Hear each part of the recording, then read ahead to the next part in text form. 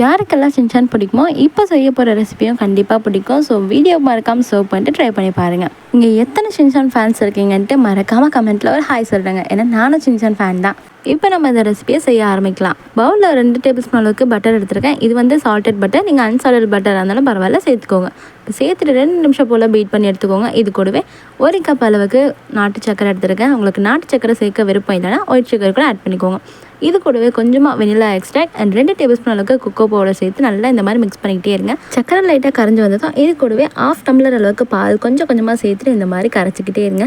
சக்கரை நல்லா கரைஞ்சி வந்ததும் இது கூடவே 1/2 கப் அளவுக்கு ராகி பவுடர் எடுத்துருக்கேன். உங்களுக்கு ராகி பவுடர் சேர்க்க விருப்பம் இல்லைன்னா மைதா கூட ஆட் பண்ணிக்கலாம். ராகி பவுடர் சேர்த்து நல்லா எந்த ஒரு கட்டிகள் இல்லாமல் மிக்ஸ் பண்ணி எடுத்ததும் 1 கப் அளவுக்கு கோதுமை மாவு, 1/4 டீஸ்பூனுக்கு ரொம்ப கம்மியாக பேக்கிங் சோடா சேர்த்து நல்லா இந்த மாதிரி மிக்ஸ் பண்ணி சப்பாத்தி பதத்துக்கு எடுத்துகிட்டு வந்துடுங்க. மாவு பிசையும் போது ரொம்ப டைட்டாக இருந்துச்சுன்னா கொஞ்சம் போல் பால் சேர்த்து நல்லா இந்த மாதிரி பிசைஞ்சு எடுத்துக்கோங்க. அப்போ தான் கரெக்டாக இருக்கும். இதுக்கு மேலே கொஞ்சமாக பட்டர் இல்லாட்டி கீ தடவிட்டு 10 நிமிஷம் போல் மூடி வச்சுட்டு அதுக்கப்புறமா நீங்கள் எடுத்து ஸ்டார் ஷேப்பில் ஒட்டிக்கோங்க.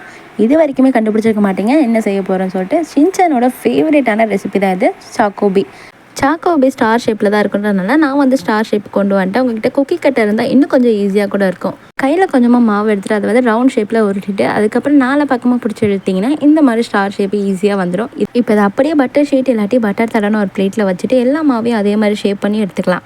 இப்போ எல்லா மாவுமே இதே மாதிரி ஷேப் பண்ணி எடுத்ததும் பார்க்கவே அவ்வளோ க்யூட்டாக இருக்குது. ஸோ உங்களுக்கு இந்த மாதிரி ஷேப்லாம் வரல அப்படின்னா குக்கீஸ் மாதிரி கன்வெர்ட் பண்ணி இதுக்கு மேலே கொஞ்சமாக நட்ஸு இல்லாட்டி டேட்ஸு நட்ஸ் பவுடர் கூட ஆட் பண்ணிவிட்டு இது மாதிரி வச்சுருங்க. அவ்வளோதான். இது வந்து இப்போ பேக் பண்ணுறதுக்கு ரெடியாக இருக்குது.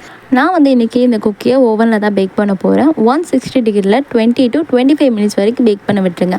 உங்ககிட்ட ஓவன் இல்லை அப்படின்னா நல்லா அடிக்கனமான ஒரு பாத்திரத்தில் கீழே கொஞ்சமாக மண் இல்லாட்டி உப்பு சேர்த்துட்டு அதுக்கு மேலே ஒரு ஸ்டாண்டை வச்சு இந்த பிளேட்டை வச்சுட்டு மூடி போட்டுருங்க.